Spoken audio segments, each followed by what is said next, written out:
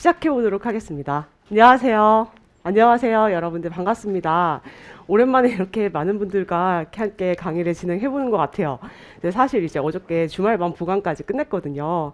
그래서 상당히 좀 약간 힘든 건 아닌데 그 강의를 이제 이틀 연속하니까 이렇게 목이 좀 많이 상태가 안 좋아서 어제 가서 이제 조금 일찍 잤거든요. 그래서 오늘 컨디션이 좀 좋습니다. 아무튼 잠깐 이제 딴소리 했고요. 자, 오늘 여러분들 우리 그 광고 나간 대로 그 잭노 특강 이렇게 진행할 거고요. 공식적으로는 이제 강의에서 잭노 이제 처음 펴보는데 그 잠깐 이제 소개 좀 할게요. 그 강의 어떻게 진행될지 간단하게 오리엔테이션 해야 되니까. 그래서 올해는 여러분들 이제 잭노 5번째이고요. 그 GS 이순환 강의도 요걸로 이제 기반으로 해서 이제 나갈 건데 노란색 잭노 이렇게 준비하시면 됩니다. 올해 색깔이 이게 노란색이 약간 자존감 올려주는데 이제 도움이 된다라고 하더라고요. 그래서 여러분들 공부하시다가 그 좀 이렇게 우울하시거나 그러면 잭노래를 보세요. 그러면 더 우울해지나? 아무튼 그렇게 그 말씀을 드리고 그 강의는 총 4회 진행될 거예요. 그래서 이틀 동안 오전, 오후 이렇게 해서 총 12시간 동안 진행이 될 거고 그리고 이제 특강의 취지는 뭐냐면 이순환 그러니까 이순환 들어가기 전에 전체적으로 이렇게 한번 이렇게 싹 훑는 그런 이제 목적이기 때문에 제가 되게 자세하게 말씀드린다든지 뭐 이렇게 사례를 좀 자세히 말씀드린다든지 그러기는 좀 힘들 것 같고 요런 게 중요하고 요런 걸 좀 자세히 보셔야 되고 이거는 외우셔야 됩니다. 이렇게 진행이 될 거라는 점 말씀드리고요. 그리고 주제는 총 150개인데 절반씩 나눠서 오늘은 75번에서 이제 80번까지 그렇게 이제 진행이 될 것 같고 1시간에 12개에서 13개 정도 진행이 될 건데 거기서 제가 필요 없는 것들 좀 빼고 평균적으로 6개에서 12개 사이 그렇게 제가 여러분들께 말씀을 좀 드리도록 하겠습니다. 자, 이렇게 하고 제가 이제 벌써 느껴지시겠지만 말을 좀 빨리 해야 될 것 같아요. 그래서 어차피 그 제가 말씀을 저는 이제 필요한 건 다 드리지만 여러분들께서 이 특강을 통해서 이제 꼭 챙겨가셨으면 하는 거는 그냥 이런 게 있었다. 근데 여기서 이게 특히 중요했다. 아, 이런 게 있었지를 여러분들께서 잊으셨던 게 있으시면은 그걸 리마인드 하시는데 이제 그렇게 목적을 두시면 제 생각에는 특강의 목적, 특강 제가 하는 목적과 여러분들께서 수강하시는 목적은 달성할 수 있지 않을까라고 이렇게 생각을 하면서 바로 들어가도록 하겠습니다. 자, 바로 노동 관행부터 들어갈게요. 노동 관행은 제가 따로 설명드릴 그건 없고요. 얘는 이제 여러분들 출제 가능성이 제가 생각해서 좀 떨어진다라고 이제 사료가 되고 만약에 나온다면은 전적이 A급이기 때문에 전적에서 나올 가능성이 큽니다. 그래서 노동 관행 같은 경우에는 기본적으로 여러분들 노동 관행 판례를 그냥 외우고 넘어가시면 됩니다. 근데 여러분들이 이거 판례 구조 정리할 때 노동 관행이 청구권의 근거, 그 규범성이 인정될 수 있는 그 요건을 정확하게 구조를 이해하시길 바래요. 기본적으로 노동 관행이라고 하는 거는 일정한 기간 동안 계속적이고 반복적으로 행해진 어떤 팩트에 뭐가 추가가 돼야 돼요, 여러분들. 규범 의식에 의해서 지지가 되고 있어야 되죠. 그죠? 규사, 명승, 사제, 확립, 규범 의식. 요거 두 가지입니다. 이해되시죠? 요게 있어야 노동 관행이 되는 겁니다. 됐죠? 요렇게만 외우고 넘어갑시다. 얘는 이제 여러분들 전적으로 준비하시면 됩니다. 자, 넘어가시고 자, 2페이지 갑니다. 두 번째 주제예요. 유리성 원칙 인정 여부 같은 경우에는 원래 취업규칙과 근로계약이 가장 중요했는데 작년에 나왔으니까 이 파트에선 여러분들 중요하게 A급으로 뭐 엄청나게 달달달달 외워야 되는 부분은 없어요. 근데 여기서 그나마도 출제 가능성이 있는 대법원 판례가 있기 때문에 그거 하나는 반드시 체크하고 가셔야 돼요. 자, 뭐냐면 단체협약이랑 취업규칙. 제가 이 파트에 여러분들 오늘 최신 판례 하나 나눠드렸는데 그거는 제가 이제 그 최신 판례는 소개를 해드릴 때 의무가 있기 때문에 나눠드렸지 요거는 외우는 거 아니고요. 제가 요거 설명해드리고 그 판례 그냥 간단하게 설명해드리고 넘어가도록 하겠습니다. 자, 보세요. 이제 단체협약과 취업규칙 사이의 유리성 원칙이 적용되는지 여부에 관한 쟁점인데 일반론을 정리를 한번 해보죠. 여러분들 유리성 원칙이 뭐예요? 하위 법원이라 하더라도 상위 법원보다 어떠면 유리하면 먼저 적용될 수 있다. 상위법 우선 원칙의 예외. 그죠? 그래서 총 유리성 원칙이 문제되는 케이스는 3가지가 있었는데 근로기준법이랑 그 다음에 근로계약 등의 노사원칙 규범 첫 번째, 그 다음에 취업규칙과 근로계약 두 번째, 세 번째가 단협과 취업규칙, 단협과 근로계약 요거죠. 자, 얘 같은 경우에 여러분들 조문이 먼저 떠올라야 되는데 몇 조 혹시 생각나세요? 노조법 33조 1항의 해석이 문제가 되는 겁니다. 왜? 33조 1항에 따르면 뭐라고 되어 있어요? 1항과 2항까지 따르면 단체협약에 뭘 규정을 하고 있죠? 규범적 효력. 근데 거기서 단협은 취교, 단협은 근로계약에 대한 관계에서 마치 뭐 같은 강행법규 같은 그런 법규범죄 효력을 규정을 하고 있는데 문제는 뭐냐면 근로기준법 15조 1항이랑 97조랑 다르게 33조 1항에서는 무슨 표현을 쓰고 있어요? 위반. 그래서 위반의 의미가 문제된다. 그죠? 그래서 위반이 미달하는 경우인지 다른 경우인지에 따라서 유리성 원칙 인정 여부가 달라지지 않습니까? 그래서 만약에 미달로 해석을 하면은 유리성 원칙 오케이. 그리고 다른 경우로 보면은 유리성 원칙 노. 근데 우리 판례 무슨 입장이에요? 모르잖아요. 그죠? 자, 그래서 이 사안 같은 경우 여러분들 단협이랑 취업규칙의 해고 사유, 그 무단결근 면직 기준 일수를 똑같이 정하고 있었다가 예를 들면 7일 단협, 취교 이렇게 합시다. 근데 취업규칙은 그대로 두고 단체협약을 어떻게 해요? 노사가 무단결근자를 엄중히 징계하자라고 합의를 봐가지고 7일을 며칠 옮겨요? 5일로 바꾸죠. 그리고 난 후에 며칠? 6일 무단결근한 사람이 생겼다. 뭐 적용해요, 여러분들? 여기서 우리 판례는 결과적으로 뭘 적용했죠? 이거 적용했죠. 근데 판례가 이거를 적용할 근거가 뭡니까? 만약에 여기서 이거보다 유리한 예가 적용되면 뭐가 뭘 못한다 그래요? 단체협약은 그 개정의 목적을 달성할 수 없기 때문에 이 개정된 단체협약에는 이 유리한 취업규칙의 적용을 배제하는 합의가 포함된다고 해석함이 타당하다 이러죠. 기억나시죠? 여러분들 이거 처음 괜찮아요. 지금부터 하면 된다. 그죠? 자, 그래서 자 이쪽으로 다시 오세요. 이제 요거 정리합시다. 그래서 이 케이스 같은 경우에는 요거 때문에 공부하셔야 되는데 결과적으로 이 판례를 외우셔야 되지만 유리성 원칙 일반론에서 긍정설, 부정설에 여기서 여러분들이 뭐 추가하신다?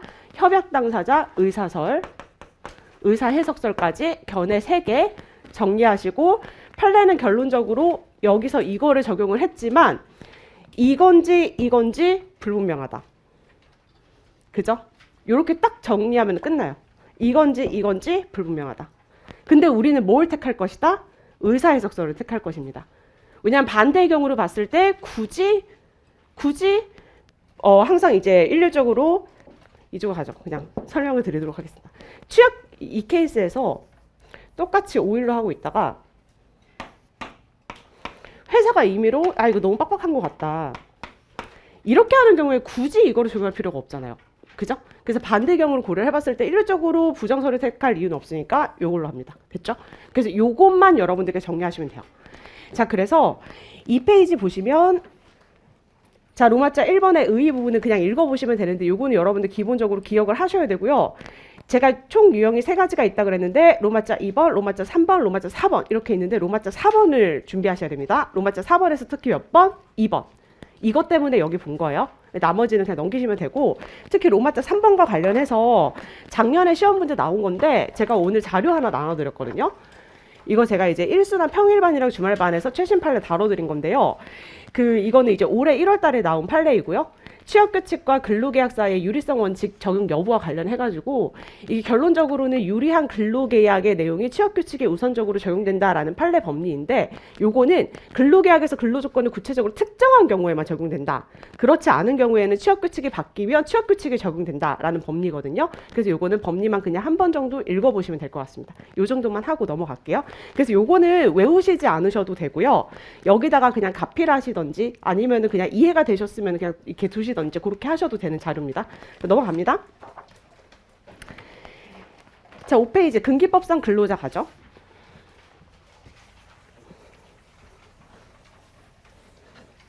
근기법상 근로자는 여러분들 유형별로 정리하셔야 되는 거 잘 아시죠? 자, 근기법상 근로자.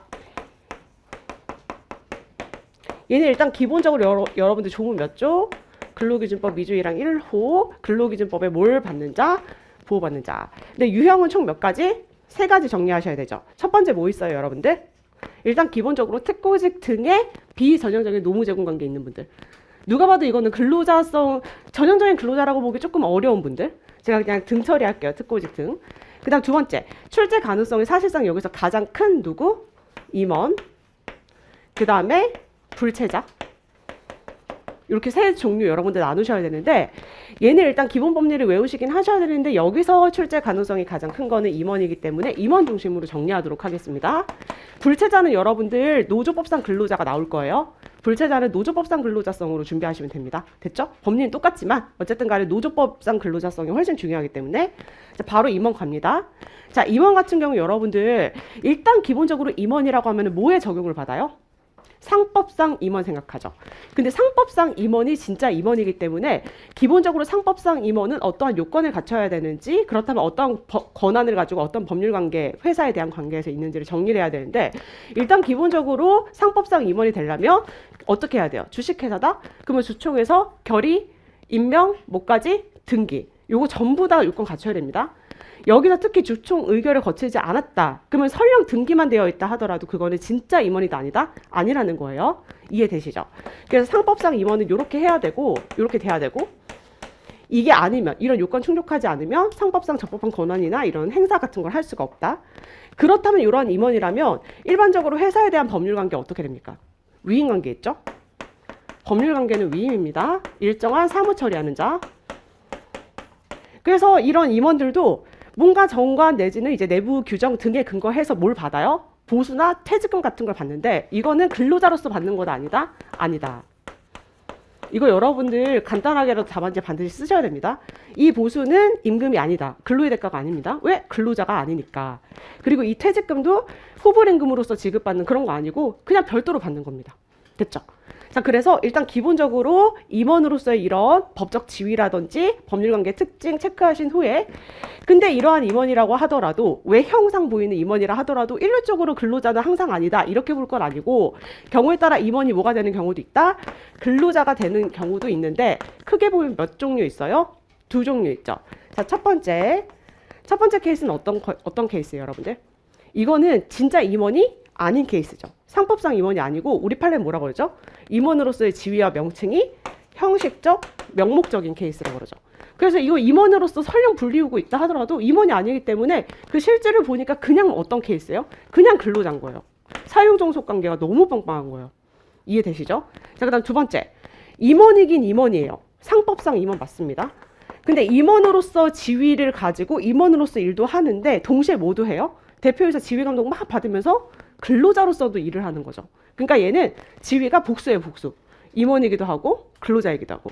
근데 여기서 임원이기도 하다는 거는 무슨 소리냐면요. 상법상 요건을 갖추고 등기까지 제대로 된 케이스 얘기하는 겁니다. 됐죠? 그래서 요거 두 가지가 나올 수 있습니다. 요거 두 가지가 나올 수 있으니까 요 임원을 잘 정리해 주세요. 됐죠? 그리고 결론적으로 여기서 이제 1번이랑 2번의 큰 차이점은 뭐냐면 사실 공통점은 실질을 봤을 때 사용종속 관계가 이제 회사에 대해서 인정된다는 걸 맞거든요. 근데 얘랑 얘의 차이점은 뭐예요?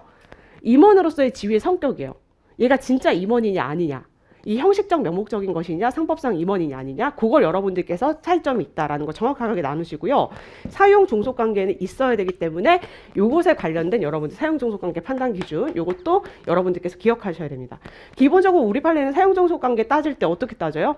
실질주의 따지고 종합 고려하는데 인적 종속성, 그 다음에 경제적 종속성 징표, 기타 징표 다 따지는데 여기서 특히 별로 안 중요한 기타 징표 부수적으로 고려하죠.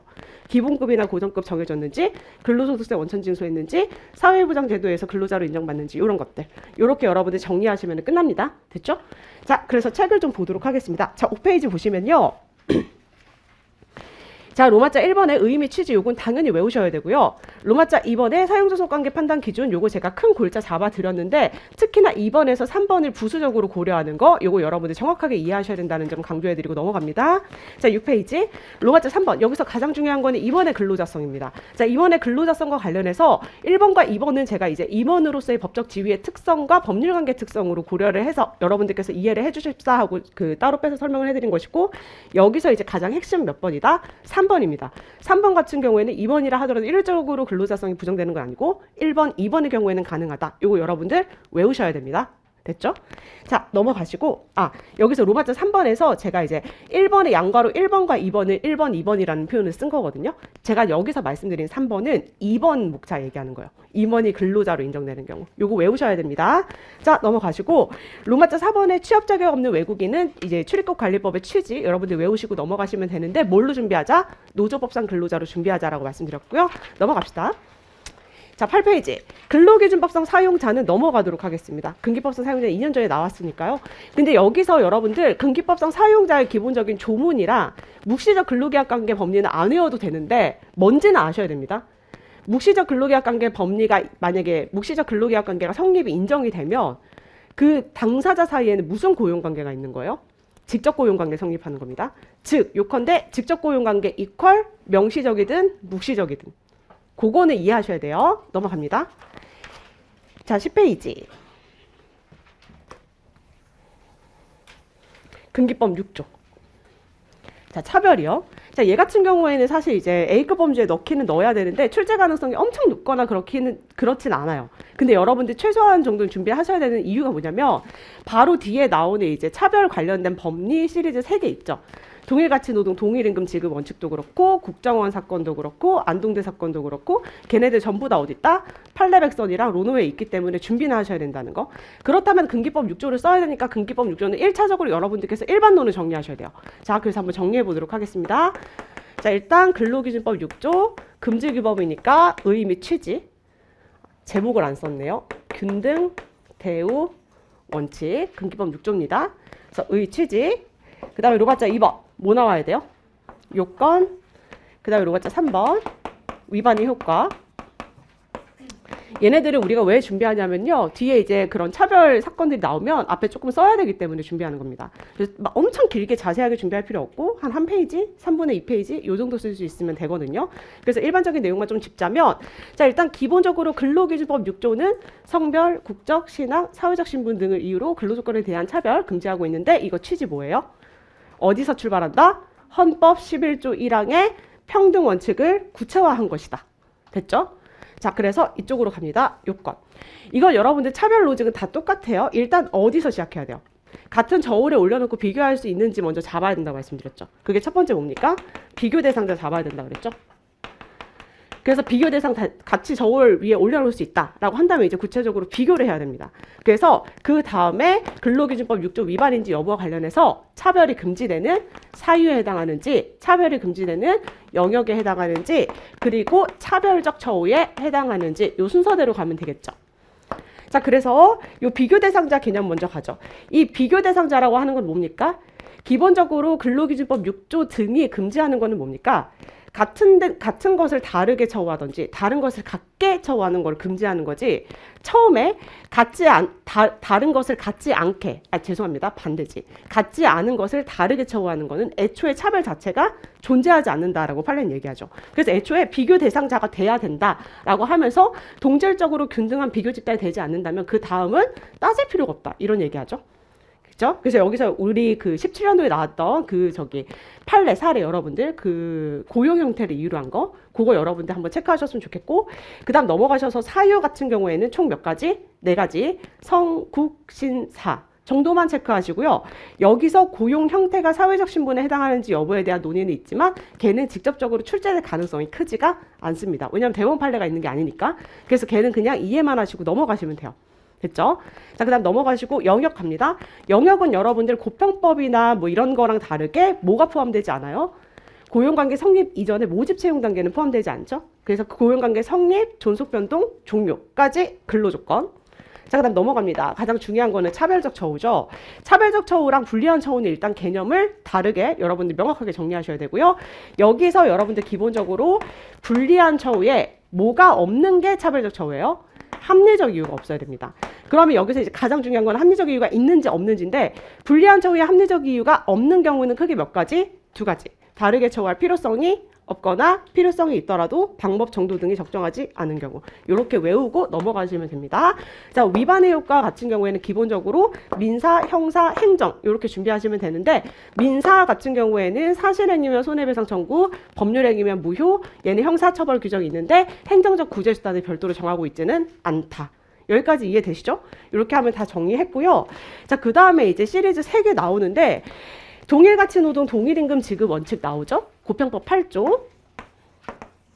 그 다음에 국정원 사건, 안동대 사건 이렇게 3가지 순서대로 나오는데 중요도를 먼저 가려드릴게요. 이 고평법 같은 경우는 여러분들 잘 아시겠지만 법전에 없고 우리 시험범위에 들어가 있지 않은데 그냥 제가 이거를 얘 같은 경우에는 특히나 뭐 얘랑도 관련 있고 얘는 이제 고평법 11조 1항이 문제되는 케이스고 얘랑 아예 무관하지도 않고 그래서 정말 기본적인 것만 하자라고 말씀드렸죠. 그래서 얘는 그냥 두 문자 외우고 넘어가시면 됩니다. 자, 그래서 얘는 동일가치 노동이면 동일임금을 줘야 되니까 동일가치 노동이냐 아니냐 이게 가장 중요한데 우리 판례 입장에 따르면 기본적으로 동일가치 노동인 경우는 크게 몇 가지죠? 3가지. 완전 똑같던지 뭐예요 여러분들? 실질적으로 똑같던지 아니면 직무 평가를 해봤을 때 똑같던지 그래서 동실평 이렇게 3가지 그리고 기노 책작 이런 거 고려하죠. 기술 노력 책임 자격 조건 이런 거 그 정도만 외우고 넘어가시면 되고요. 얘보다는 그래도 얘네 둘이 이제 중요도가 조금 있죠. 자, 국정원 사건으로 바로 가는데 지금 바로 훅 넘어가서 좀 그런가요 여러분들? 여기까지 책에 있는 내용 그냥 살짝 봐드리고 이쪽으로 넘어갈게요. 자, 지금 우리 뭐 하고 있냐면 10페이지에 지금 5번에 6조의 균등 대우 원칙 일반론 정리했고요. 그 로마자 1번의 의의 및 취지, 로마자 2번의 요건, 로마자 3번의 위반의 요건 지금 다 리뷰했거든요. 근데 요거는 제가 다시 한번 말씀드리지만 이거를 우리가 정리하는 이유가 뭐라고요? 뒤에 저런 것들 나오면 앞에 좀 써야 되기 때문에 요 그대로 똑같이 다 외워야지 이런 부담 가지지 않으셔도 됩니다. 됐죠? 제가 지금 여러분들께 말씀드린 키워드가 답안지에 들어가면 돼요. 그래서 일단 로마자 1번은 당연히 외워야 되는 거고요. 로마자 2번의 요건에서 특히 뭐 2번에 보시면 차별금지 사유 이렇게 자세히 다 외울 필요가 없죠? 그죠? 자, 그리고 넘어가시고 11페이지에 보시면 사회적 신분에 이제 고용 형태 들어가는가 이것도 제가 출제 가능성 자체는 엄청나게 높다라고 말씀드리기가 어렵다라고 말씀드렸죠. 그래서 그냥 참고로만 보시고요. 합리적 이유는 외우셔야 되겠죠. 자, 요 정도 보고요. 넘어갑시다. 13페이지.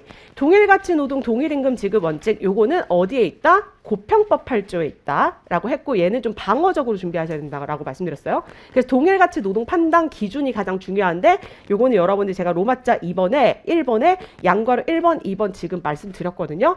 자, 그래서 양괄호 1번에 보시면 동실평 요렇게 3가지 경우가 해당될 수 있다는 점 그리고 동실평인지 여부는 기노 책작 등 고려한다. 이렇게 외우시고 넘어가면 됩니다. 자, 그래서 저는 14페이지에 성별차등 정년제 갈 거예요. 자, 이 국정원 사건 같은 경우에는 이제 가장 중요한 게 전형적으로 그냥 남녀 성별을 이유로 한 뭐요? 차등 정년제를 정한 케이스. 자, 얘 같은 경우에는 일단 기본적으로 쟁점 자체는 심플해요. 이 차등 정년제가 효력이 있는지 없는지. 이게 문제고요. 이 차등 정년제가 효력이 있는지 여부와 관련해서 결론적으로 이렇게 차등 정년제를 정하고 있는 게 강행법규인 고평법이랑 근로기준법 6조를 위반한 것으로 볼 수 있는가와 관련해서 여기서는 이제 근로기준법 6조에서도 어쨌든 간에 성별을 이유로 한 차별 금지하고 있고 그 다음에 고평법에서는요. 11조의 규정이 있습니다. 11조에 이제 뭐 정년이라든지 해고에서 성별을 이유로 차별을 하는 걸 금지하고 있기 때문에 이거 위반 여부가 문제가 됐던 케이스입니다. 근데 어떻게 보면 성별 문제인데 얘는 이제 실제로 문제됐던 게 어떤 조직에서 문제가 됐어요? 국정원 조직에서 문제가 됐기 때문에 국정원 같은 이렇게 공무원이라든지 이제 국가 기관 범위 내에서도 일반적인 근로자들 사기업에서 적용되는 그런 법률 관계랑 똑같이 얘가 적용될 수 있는지가 문제가 됐는데 우리 판례는 특별한 사정이 없는 한 적용된다라고 보죠. 이해되시죠? 적용된다는 전제 하에 이거 위반인지 여부를 따진 겁니다. 근데 요거 따질 때 여기서 우리 판례가 가장 특징적인 거 제가 이제 1순환 때 뭐 강조해드렸죠? 이 판례가 중요한 이유 기본적으로 남녀 성별을 이유로 한 차등 정년제는요 효력이 없다라고 해요. 다른 이유 없고 오로지 성별을 이유로 한 차등 정년제는 효력이 없다라고 하는데 요거 효력 여부를 따질 때 특히 뭘 고려해야 된다? 이거나 전부 다 뭘 구체화한 거예요? 얘네들 법률의 규정이니까 그거보다 상위 규범인 헌법. 헌법에서 근거를 찾아야 되는데 헌법 몇 조? 11조 1항. 근데 또 하나 더 있죠. 몇 조? 32조 4항. 2개나 있어요. 2개. 그렇게 두 군데서나 뭐예요? 성별의 이유로 한 합리적 이유 없는 차별 금지하는 그런 뭘 고려해야 된다? 헌법적 가치를 고려해야 된다라고 하면서 특히나 얘는 효력이 부정될 가능성이 매우 큰. 이거 이해되시죠? 자, 그래서 요 판례 때문에 이게 이제 판례백선에 개정될 때 추가되고 했으니까 요거 외우셔야 됩니다, 여러분들. 자, 남녀 차등 정년제는요, 여러분 쟁점이 뭐라고요? 효력이 문제예요, 효력이.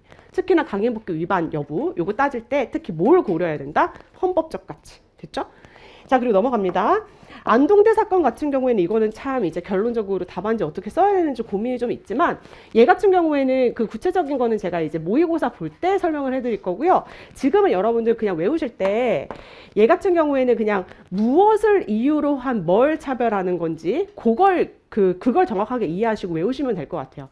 얘 같은 경우에는 국립대 이제 안동대에서 누구랑 누구 차별한 사건이에요? 전업 강사와 비전업 강사를 차별했는데 그 전업 비전업 여부가 무슨 사정이에요? 근로 내용과 무관한 사정입니다. 근로 내용과 무관한 사정.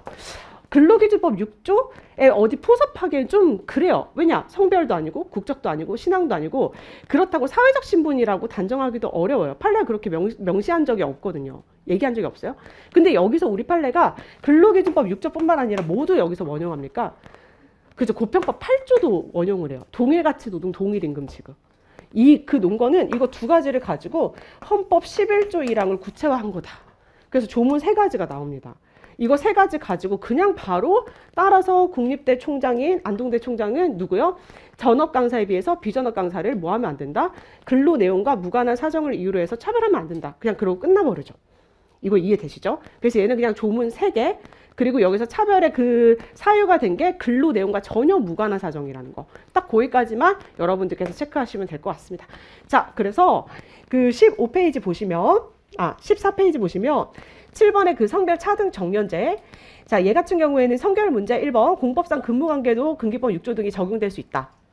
요 똑같이 외울 필요 없고요. 요 근거에 따라서 근거래. 결론만 여러분들께서 이해하시면 됩니다. 얘가 국정원 조직에서 문제가 된 거여서 문제다. 그리고 2번. 남녀의 차별을 정한 규정은요.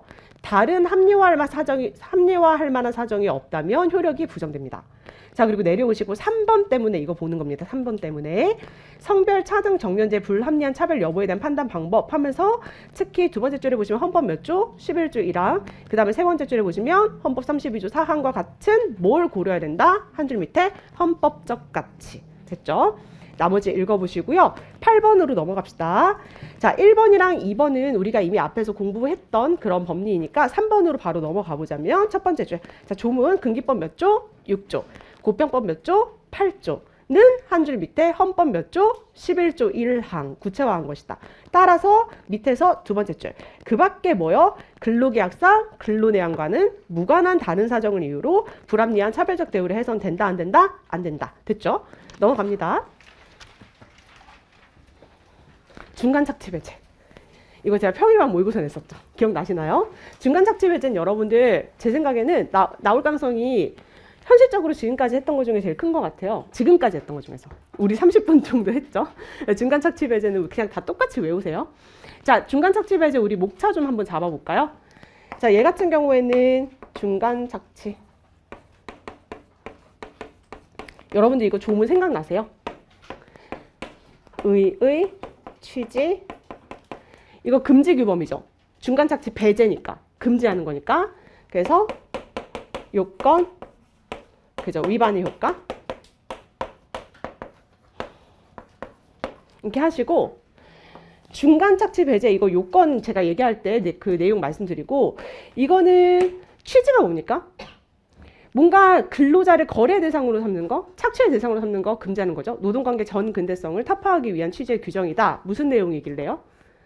구조에 따르면 누구든지 금지 소비자가 누구든지 뭐예요? 그렇죠. 법률에 의하지 아니하고는 두 가지 행위가 금지되죠. 첫 번째 행위, 첫 번째 금지되는 행위가 뭐예요? 영리로 타인의 취업에 개입하는 거 또는 중간인으로서 이익을 취득하는 거. 됐죠? 이렇게 되어 있고요. 이거 둘 중에 하나, 그러니까 행위가 두 개예요, 두 개. 두 개가 금지되는 겁니다. 그래서 둘 중에 하나에 적어도 하나에 해당이 되면 무슨 효과 발생해요? 일단 기본적으로 민사 뭐 있을까요, 여러분들? 이런 걸 내용으로 하는 계약을 체결했다? 무효. 뭐 경우에 따라 손해배상 청구 가능할 수도 있고 이거 말고 얘는 뒤에 뭐가 있어요? 처벌 규정이 있죠. 그죠? 그리고 이제 뭐 행정적 구제수단을 별도로 정하고 있는 건 아니고. 자, 이렇게 여러분들 체크하셨고, 요거 내용 이제 보러 가죠. 요거 내용. 자, 일단 누구든지. 이거 중요하죠. 누구든지. 여기에는 정말 말 그대로 누구든지 다 들어갈 수 있고, 그 실제 사건도 누구 있어요? 근로자도 들어갔던 거 기억나시죠? 그 노동조합 간부. 그죠? 그리고 법률에 의하지 아니하고는, 그러면 적법한 경우에는 예외. 대표적으로 법률 몇 개 있어요? 2개 있죠. 직업안정법, 파견법. 그 거기서 적법하게 인정되는 경우 아니면 전부 다 여기. 그 다음에 세 번째. 자, 시험 문제 나올 가능성이 큰 거는 3번이죠. 자, 영리로 타인의 취업에 개입하는 행위의 의미가 뭔지 일단 명확하게 칩시다. 타인의 취업에 개입하는 행위가 뭐예요? 근로관계 성립. 그리고 성립된 근로관계가 종료를 앞두고 있는데 그거를 갱신하는 단계에 개입하는 거 얘기하는 거예요. 됐죠? 성립 또는 갱신에 영향을 주는 겁니다. 그래서 여기서 이제 가장 중요한 거는 일단 기본적으로 영리성이 인정이 돼야 된다는 거. 실제 돈을 받았는지 여부가 중요한 게 아니라 이렇게 돈을 받으면서 나 앞으로 계속 그렇게 해야지라는 뭐요? 의사가 인정이 돼야 된다는 거. 됐죠? 그리고 이렇게 영리로 타인의 취업에 개입하는 행위에는 자, 그 다음에 중요한 거 뭐예요, 여러분들? 반드시 구체적인 소개 알선행위까지 나아가야 하는지 여부가 문제를 했는데 우리 판례는 그렇게 본다 아니다? 아니다. 그냥 이렇게 영리성 가지고 영리의 의사로 그냥 금품 정도 이렇게 수령하는 정도여도 뭐다? 개입이다. 그리고 여기서 얘기하는 이제 타인은 당연히 이제 구직자, 희망자 이런 분들 들어갈 수 있을 것이고 요거 여러분들 정확하게 체크하셔야 돼요. 여기서 시험 문제 나올 가능성이 크죠. 사례로. 자, 그 다음에 얘는 중간인. 얘는 여러분들 의미를 이해하시면 돼요. 얘는 3번이랑 요 첫 번째 유형이랑 어떤 차이점이 있어요? 중간인으로서 이익을 취득하는 거. 그쵸. 얘는 근로관계 존속 중에 계속 법률에 의하지 아니하는 이익을 가져가는 거. 대표적으로 중간인으로서 이익을 취득하는 적법한 유형이 뭐예요, 여러분들? 파견 사업주가 파견 근로자 임금에서 얼마씩 이렇게 가져가는 거 있죠. 그게 여기에 해당하는 유형입니다. 됐죠? 그래서 이거 정확하게 체크 좀 해주세요. 자, 그래서 16페이지 보시면 로마자 1번의 의의 및 취지, 특히 취지 여러분들 체크해 주시고 요거는 여러분들 결국에는 다 외우셔야 되겠죠. 당연히. 얘는 그냥 조문 자체를 외워버리세요. 출제될 가능성이 크니까. 요 조문 순서대로 가는데 여기서 출제 가능성이 가장 큰 파트는 몇 번? 3번 목차입니다. 3번 목차. 영리로 타인의 취업에 개입하는 행위가 뭔지 이거 그냥 다 똑같이 외우세요. 넘어갑니다. 그리고 여기서 가장 이제 핵심이 되는 거는 17페이지의 상단에 보시면 구체적인 소개 알선행위 요부. 자, 그리고 중간인으로서 이익을 취득하는 행위는 영리로 타인의 취업에 개입하는 행위와 어떤 차이가 있는지 이렇게 여러분들께서 정리하시면 될 것 같고요. 자, 넘어가셔서 18페이지 갑시다.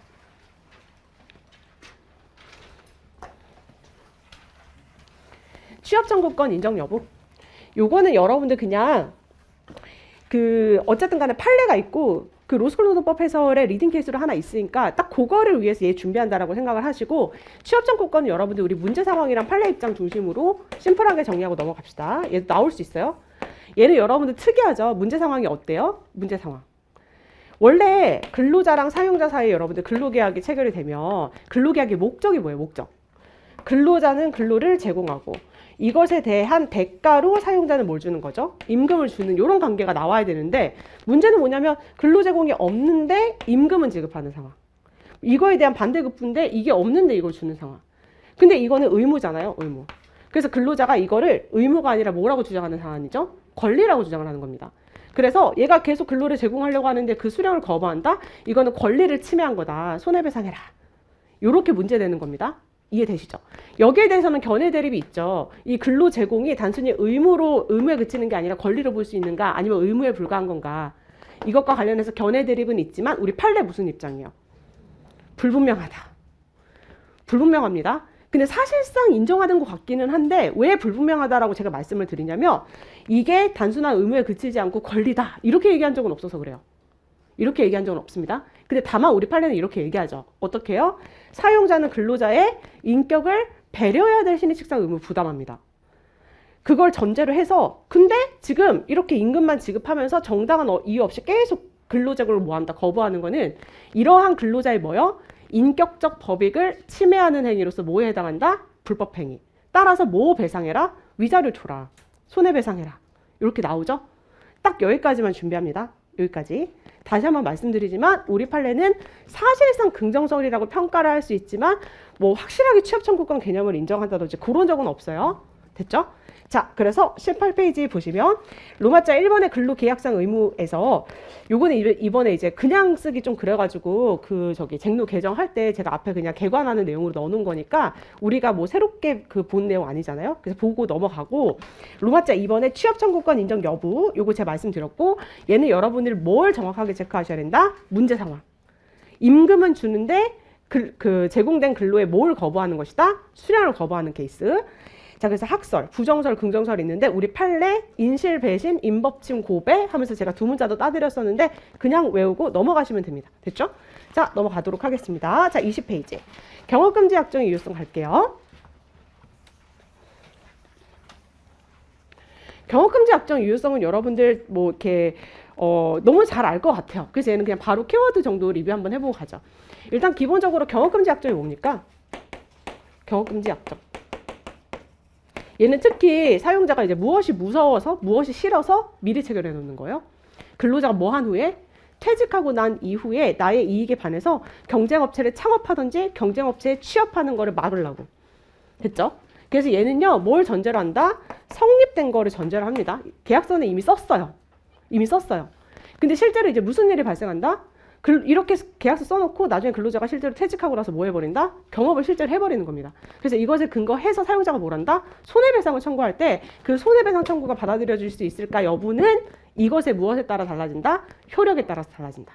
됐죠? 그래서 우리는 그 유효성 판단 기준으로 바로 갈게요. 유효성. 자, 기본적으로 이 유효성 따질 때 조문, 어떤 조문으로 우리 판례는 이 경업금지 약정을 통제하죠? 그죠? 얘는 경업금지 약정에 관한 구체적인 강행 규정이 없어요. 근로기준법의 경업금지 약정은 이런 경우에 무효가 된다. 이런 규정 없죠. 그래서 몇 조 가지고 온다? 민법 103조 가지고 옵니다. 특히 뭐요? 이런 경업금지 약정을 전면적으로 그 효력을 인정을 해버리면 근로자의 뭐요? 직업 선택의 자유, 그 다음에 근로의 권리, 자유로운 경쟁 이런 거를 과도하게 침해할 우려가 있기 때문에 요거예요. 그래서 재반 사정 종합적으로 고려해서 따지는데 여기서 따지는 거는 여러분들 1차적으로 뭐부터 봅니까? 일단 기본적으로 사용자 측 필요성, 보호할 가치 있는 사용자의 이익 에다가 근로자의 뭘 봅니까? 그죠? 불이익의 정도, 내용, 그리고 기타 사정 같은 거 보죠. 그죠? 그래서 근로자가 입게 되는 불이익, 대표적으로 뭐 있죠? 얼마나 경업이 제한되는 기간 얼마나 제한되는가? 직종의 범위는 어떠한가? 지역적 범위는 어떠한가? 그리고 이러한 불이익이 혹시나 돈을 좀 받아가지고 완화가 됐는가? 아니면 이러한 불이익이 있는데도 불구하고 근로자 보호의 필요성이 적은가? 배신성이 있는가? 이런 것들 종합적으로 보잖아요. 기타 공익적인 사정도 보고 해서 형량하죠. 종합적으로 고려라고 표현했는데 크게 보면 형량입니다. 형량. 됐죠? 근데 이게 제가 이제 종합적으로 고려라는 표현을 썼기 때문에 얘네들은 요소이지만 여기서 뭐 같은 요소가 있다? 요건 같은 요소가 있고 가장 중요한 거는 이거다. 경업금지 약정 문제는 이거기 때문에. 그래서 이 보가사익이 있는지 없는지를 따지는 게 가장 중요한데 얘는 총 몇 가지? 4가지. 첫 번째, 일단 보가사익에는 누구부터 나와야 돼요? 그쵸. 법이 보호하는 중요한 법이긴 부정경쟁방지법상 영업비밀에 이르지 않더라도 당의 사용자만이 가지고 있는 지식 또는 정보인데 누설하지 않기로 계약서에 쓴 거. 그죠? 그 다음에 세 번째, 고객관계. 그 다음에 기타 영업상의 신용유지. 총 4가지. 됐죠? 이렇게 여러분들 외우셔야 됩니다. 자, 그래서 경업금지 약정 여러분들 계약서 쓴 거 전제로 해서 나올 거고요. 효력을 따질 건데 103조 통제한다는 거 포인트 하나. 그 다음에 종합적으로 고려를 해서 103조 위반 여부 따지지만 여기서 가장 중요한 거 부가사익이라는 거. 경업금지 약정은 부가사익 문제입니다. 이거 외우고 오세요. 됐죠? 자, 이렇게 하고 이제 이거 이외에 여러분들 경업금지 약정 결론적으로 근로자의 경업금지 의무가 있는지 없는지를 따지는 거니까 이거 포함해서 근로자가 경업금지 의무를 부담할 수 있는 근거 총 3가지에 대해서 정리하고 넘어가죠. 자, 첫 번째, 경업금지 의무는 원칙적으로 사실 어디서 나오는 문제예요? 근로계약관계, 존속 중에 신의 측상 부수적인 의무로서. 근데 얘는 이제 퇴직하고 나서 문제가 되는 거니까 따라서 원칙적으로는 근로계약상 부수적인 의무로서 경업금지 의무 부담할 수 있고 그 다음 두 번째, 경업금지 약정을 유효하게 체결했다면 경업금지 약정에 근거해서 퇴직한 이후에도 부담할 수 있고 근데 근로계약관계 종료했는데 경업금지 약정을 설령 체결하지 않았다고 하더라도 우리 판례 입장에 따르면 몇 조? 부정경쟁방지법 10조에 따라서 영업비밀을 보호하기 위해서 경우에 따라 부담할 수도 있고 이렇게 정리하시면 될 것 같아요. 자, 그래서 20페이지 보시면요. 로마자 1번에 경업금지 의무, 요거 여러분들 당연히 뭐 외우는 건데 뭐 이건 외우는 느낌은 덜 나시겠죠? 넘어가고요. 로마자 2번. 경업금지 의무의 근거 해서 제가 지금 여러분들께 1번, 그 다음 2번의 양가로 1번, 2번의 양가로 3번 해서 총 3가지까지 정리해드렸습니다. 그래서 1번의 근로관계 존속 중, 그 다음에 근로계약의 근거에서, 그 다음 두 번째 근로관계 종료 후에는 경업금지 약정이 없다고 하더라도 반가로 이번에 몇 조? 부정경쟁방지법 10조에 근거해서 뭐를 보호하기 위해서? 영업비밀. 얘는 이제 모든 보가사익이 아니라 부정경쟁방지법이 보호하는 영업비밀. 자, 그 다음 내려오시고 양가로 이번에 너무 달렸나봐요. 경업금지 약정이 있는 경우. 자, 21페이지 넘어가 보시면요. 로마자 3번. 경업금지 약정이 효력이 인정이 된다면 요것에 근거해서 경업금지 의무를 부담할 수 있다. 됐죠? 자, 그래서 제가 여러분들께 잡아드렸던 포인트 민법 103조, 그죠? 그 다음에 보가사익 이렇게 정확하게 외우시고 나머지는 여러분들 보시면 되겠죠? 넘어갑시다. 여러분들 근로조건 명시 넘기시고 그 다음에 잠깐만 한번 읽어보고 계실래요? 한 10초 정도만 쉬도록 하겠습니다. 혹시 소식 들으셨나요? 최근에 코로나 걸렸었어가지고 아직 잔증상이 있습니다. 여러분 조심하시길 바랍니다. 자, 넘어갈게요. 자, 23페이지 이렇게 보시면 근로조건의 명시 나와 있는데 이거는 이제 예전에 이제 변시에서 한번 나온 적은 있는데 우리 시험에서 나올까 싶어요. 그래서 얘 같은 경우에는 여러분들 그냥 조문을 보시고요. 다만 요거는 정확하게 이해하세요. 근로기준법 17조를 위반했어요. 근로계약서를 써서 교부까지 안 해주었다고 하더라도 근로계약은 효력이 있다. 근로기준법 17조는 뭐기 때문에? 단속 규정이기 때문에. 요거를 알아두시면 됩니다. 됐죠? 그래서 요거는 문제가 나왔을 때 그냥 어떤 식으로 풀면 되는지 요거는 그냥 제가 가볍게 2기 때 문제 풀어드리도록 할게요. 그래서 조문을 그냥 읽어보고 넘어가시면 됩니다. 자, 25페이지. 위약예정 금지로 가죠.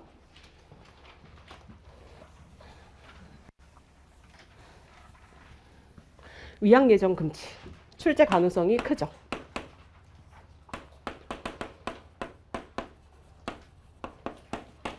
자, 위약예정 금지 여러분들 일단 조문 자체는 어떻게 되어 있어요? 사용자랑 근로자 사이에 뭘 정하면 안 돼요? 근로계약 불이행을 이유로 한 위약금 또는 손해배상액 예정을 금지하고 있죠. 민법 398조 1항에서는 원칙적으로 허용함에도 불구하고. 근데 이거 이제 여러분들 워딩을 정확하게 이해해 주세요. 일단 기본적으로 조문 자체는 근로계약 불이행을 이유로 한 위약금 또는 손배액 예정을 금지하고 있는 겁니다. 이거 왜 이렇게 정하고 있죠? 취지가 뭡니까? 강제근로 위험성이 있어서. 그죠? 근로계약 불이행을 이유로 한 거니까 근로계약을 반드시 이행하는 걸 강제하는 거잖아요. 됐죠? 그래서 얘는 여러분들 일단 기본적으로 취지를 반드시 정리해 주시고 여기서 뭐 위약금이 뭔지 손배액 예정이 뭔지 실제 손해가 발생한 경우 손해배상 청구가 가능한지 이런 내용들도 있지만 곧바로 시험 문제 출제 가능성이 큰 쟁점으로 넘어갈게요. 자, 이제 여러분들은 여기서 무슨 쟁점을 정리하시게 된다? 이제 경업금지 약정이랑 비슷하게 요 사안에서도 뭔가 사용자랑 근로자 사이에 계약을 체결을 한 게 나와요. 뭐 계약을 체결해요. 실제 계약서를 썼든 아니면 그러한 약정과 관련한 취업규칙의 근거 규정이 나오든 약정 자체는 성립한 게 나오는데 이제 문제는 뭐냐면 여기에 이제 필수 2가지 요소가 들어가죠. 뭔가 의무재직 기간을 설정해요. 반드시 얼마 정도는 근무를 해야 된다. 3년이면 3년, 5년이면 5년. 근데 이거 위반한다? 그러면 일정한 금액을 토해내라 하고 일정 금액을 반환하는 거. 요거 2가지가 들어간 약정이 이제 나와요. 이거 이해되시죠? 이제 여러분들은 요거를 준비하셔야 되고 얘는 쟁점이 뭘 것 같아요? 반환 약정은 제가 체결이 된 거, 성립이 된 게 전제라고 말씀드렸으니까 당연히 효력이 문제겠죠. 근데 얘 같은 경우에는 이러한 반환 약정의 내용을 보니까 의무재직 기간 동안 근로자의 근로계약의 이행을 강제하는 측면이 있으니까 근로기준법 몇 조? 20조라는 구체적인 강요법규 통제가 이제 문제가 되는 거죠. 이해되시죠? 그러니까 20조 위반이 문제된다는 겁니다. 그래서 우리가 구체적으로 이러한 케이스에서 요 토해내야 되는 금원의 성질에 따라서 약정 총 몇 가지로 정리했었죠? 3개. 첫 번째, 무슨 약정? 임금 반환 약정. 2번째, 소정금액 반환 약정. 3번째, 연수비 반환 약정. 해서 이렇게 3가지 정리했었는데 제가 오늘 자료 하나 더 나갔거든요. 3월 11일에 아주 중요한 판결이 하나 나와버려가지고 따끈따끈한 판례가 하나 있어요. 요거는 일단 존재만 보시고요. 요거까지 다 설명해드리고 마지막에 설명해드릴게요. 그래서 제가 4번으로 추가할게요. 매각 위로금 반환 약정. 이렇게요. 됐죠? 그래서 여러분들은 반환약정이 이제 총 4가지 준비하실 거고요. 요거 쉬우니까 먼저 정리 좀 할게요. 자, 임금 반환약정 여러분들 우리 판례는 마땅히 지급해야 될 임금을 왜 토해내라고 하는가? 무효. 그 다음에 소정금액. 여러분들 여기서 얘기하는 소정금액 뭐예요? 손해 발생 여부나 그 범위를 묻지도 않고 따지지도 않고 그냥 얼마. 그래서 1,000만 원이면 1,000만 원 이런 식으로 금액 자체 픽스한 것도 안 된다. 이거 전형적인 위약 예정이다. 근데 누구는 경우에 따라 여지가 있다? 연수배는 여지가 있다. 자, 이 연수배는요, 여러분들이 일단 기본적으로 왜 판례가 여지가 있다라고 보죠? 자, 얘 같은 경우에 따라 법률 관계에 실질이 뭐에 해당될 가능성이 있다? 금전 소비 대차일 가능성이 있다?가 전제예요. 그리고 여기서 또 전제가 기본적으로 여기서 얘기하는 연수는 진짜 연수 단위여야 되는 거. 그죠? 연수의 실질이 뭐면 안 된다? 근무면 안 된다는 거. 라는 전제 하에 어떠한 경우에 연수의 반환약정의 효력이 있을 수 있는지 판례법리 정리 좀 해볼게요. 자, 첫 번째. 금전 소비도차. 소비도차? 금전 소비대차 이어야 된다라고 했는데 그걸 조금 더 풀어서 보면 우리 판례는 기본적으로 약정에 뭘 봅니까? 필요성을 봅니다. 그래서 돈을 빌려주는 관계, 연수에 지출되는 비용이 너무 다액이니까 돈이 많은 사용자가 어떻게 해요? 일단 돈을 우선 지출하고 그거 지출된 비용에 따라서 근로자는 뭐요? 상환 의무 부담하고 그리고 나중에 요거를 갚아야 되는데 의무재직 기간 동안 근무를 하면서 그 상환 의무를 뭐요? 면제해주는 취지의 약정이라면 약정의 필요성이 인정이 되고요. 그리고 여기서 이제 사용자가 지출한 비용, 정확히는 빌려준 비용의 성질이 어때야 돼요, 여러분들? 비용의 성질, 근로자에게 너무너무 도움이 되는 거여야 돼요. 근로자의 자발적 희망이라든지 이익까지 고려해서 회사가 전적으로 지출해야 되는 게 아니라 근로자가 전적으로 혹은 회사랑 공동으로 지출해야 될 비용을 회사가 뭐요? 대신 지출한 걸로 평가가 돼야 된다. 근로자가 써야 되는 돈이라는 거죠. 그래서 요거 일단 기본적으로 2개 깔고 그리고 이제 요 의무재직 기간이랑 반환 금액이 들어가 있으니까 이거랑 이게 얼마나 적정한지 그거까지 따진다는 거. 이렇게 봤을 때 뭐 합리적인 범위 내다라고 한다면 뭐에 반하지 않는다? 근로기준법 20조의 입법 취지를 해하지 않는다. 근로자의 의사에 반하는 계속근로를 부당하게 강제하는 것으로 볼 수가 없다라고 판례가 보죠. 그죠? 그래서 얘는 여러분들 사실 여기서 가장 중요하기 때문에 이거 잘 정리해 주셔야 되는 거고요. 자, 이거는 제가 다시 한번 강조를 드리지만 연수훈련의 실질, 교육훈련의 실질이 뭐가 아니어야 된다? 근무가 아니어야 됩니다. 만약에 근무라면 우리 판례는 뭐라고 봅니까? 그 연수 기간 동안 회사가 쓴 돈을 크게 보면 성격이 2개죠. 첫 번째 보니까 해외 근무 등에 따른 특수한 근로의 대가 내지는 당연히 회사가 필요 불가결하게 지출이 예정된 경비. 그러니까 그거는 당연히 회사가 돈을 써야 되는 거고 근로자한테 토해내라고 할 수가 없다. 됐죠? 자, 그리고 요 매각 위로금 요거 한번 설명을 좀 드릴게요. 오늘 나눠드린 자료에 있어요. 요거는 여러분들 2번째 페이지에 있는데요. 어차피 제가 이제 취업규칙과 근로계약 사이의 유리성원칙 적용 범위는 작년에 나왔고 그냥 보시라 말씀드렸죠. 그래서 그냥 요거는 가필하시던지 하시고 요거 그냥 여기다가 붙여버리시면 됩니다. 쟁노에다가. 쟁노 26페이지. 이거는 여러분들 사실관계를 그냥 이해하시면 돼요. 그리고 판례 법리 자체는 크게 보면 심플해요. 이게 뭐냐면요. 옛날에 이제 그런 사례가 있었어요. 그 삼성토탈이라는 회사가 있었거든요. A사라고 할게요. 근데 이제 요게 하나그룹의 매각이 됐던 시기의 사례예요. 매각. 그래서 지금은 이제 하나토탈인데 근데 요 매각 과정에서 이제 주식 매각하고 하니까 이제 근로자들 여기 소속 근로자들을 어쨌든 간에 사업주가 바뀌잖아요. 그러니까 이제 되게 싫어했던 거예요. 그래서 막 비대위 구성하고 회사에 대해서 뭐 얘기하고 주식 매각 방대하고 막 하니까 이제 어떻게 되냐면 얘네 둘 사이에 거래가 잘 안 되는 겁니다.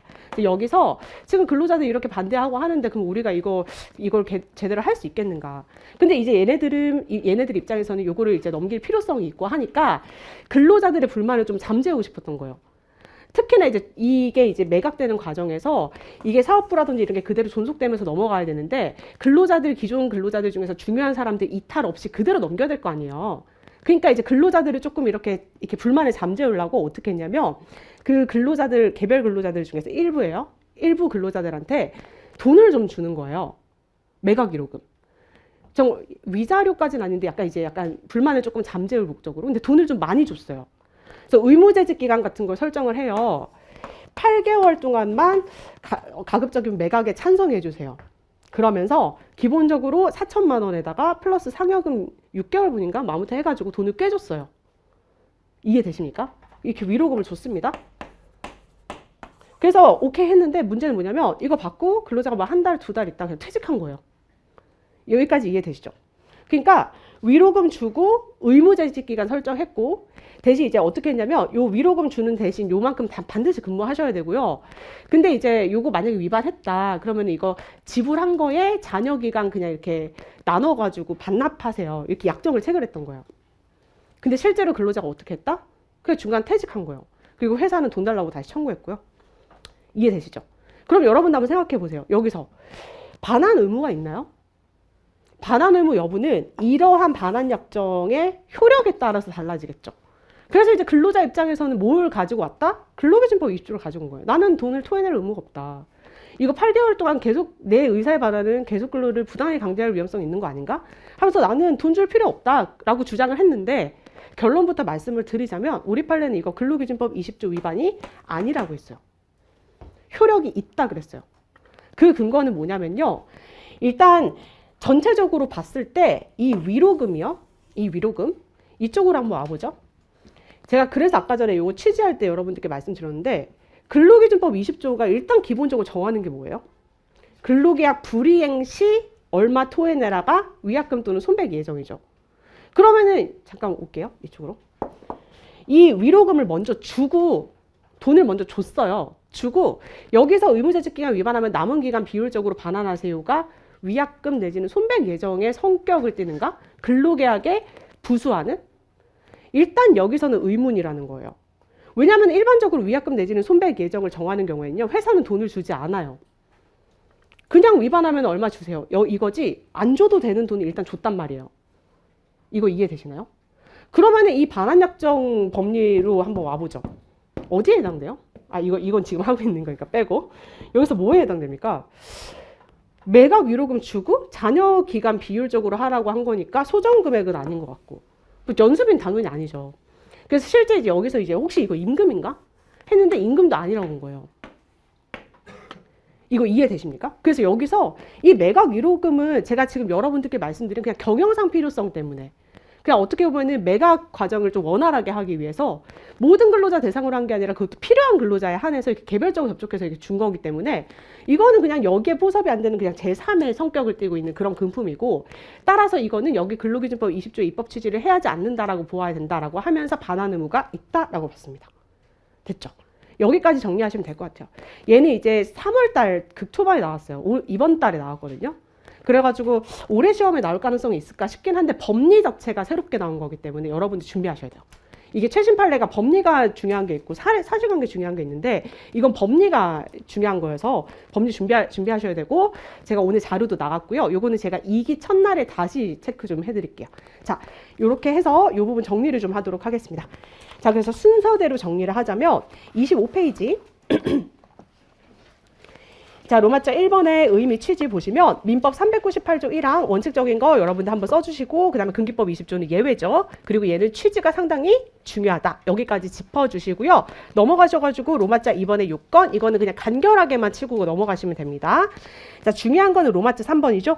반환약정의 유효성 해서 소정금액 그 다음에 임금 이거 너무 쉬우니까 넘어가고 3번 연수비 매각 위로금도 있지만 여러분들 연수비가 가장 출제 가능성이 큽니다. 그래서 연수비 같은 경우에는 기본적으로 근로기준법 20조의 취지에 반하면 안 된다. 반하지 않으면 효력이 있다. 그리고 그 기준이 반가로 1번, 반가로 2번, 반가로 3번 다 했죠. 요건 그냥 다 외우세요.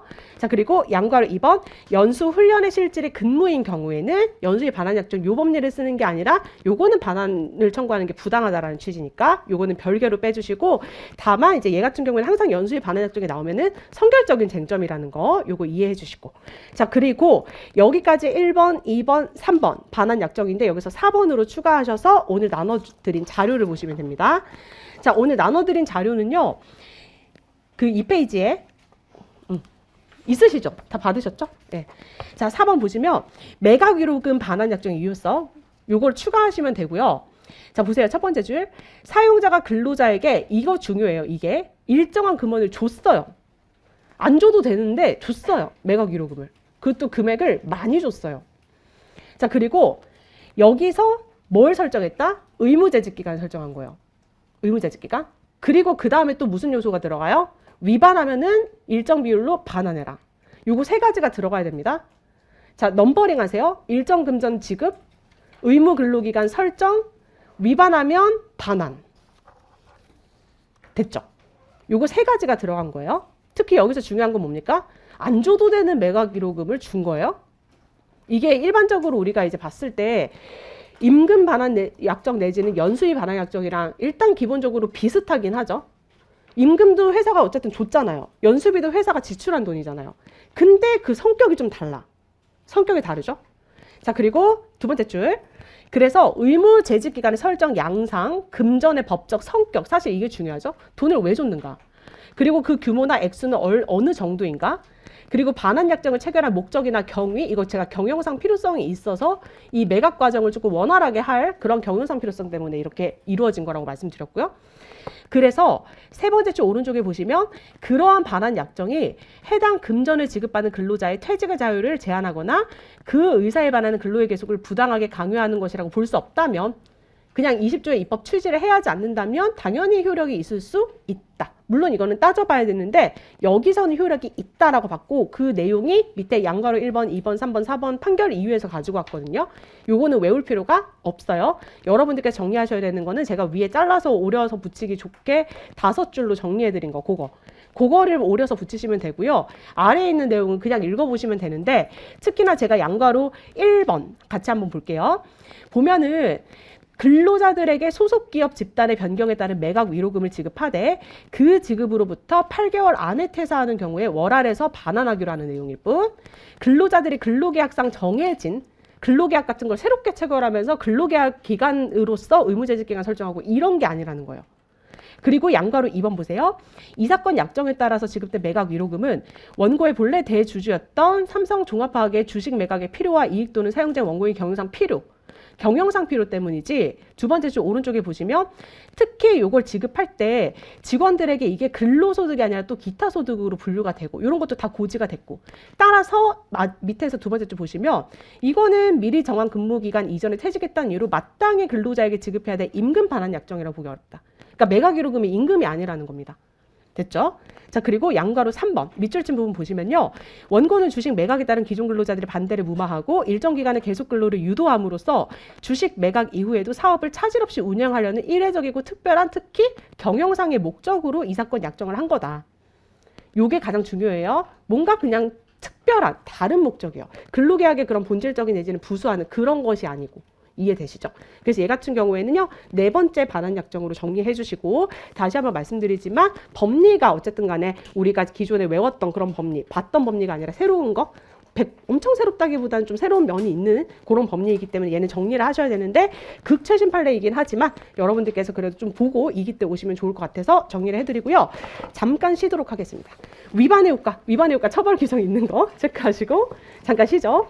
자, 지금 28분이니까 우리 12분 쉴게요. 40분에 시작하도록 하겠습니다.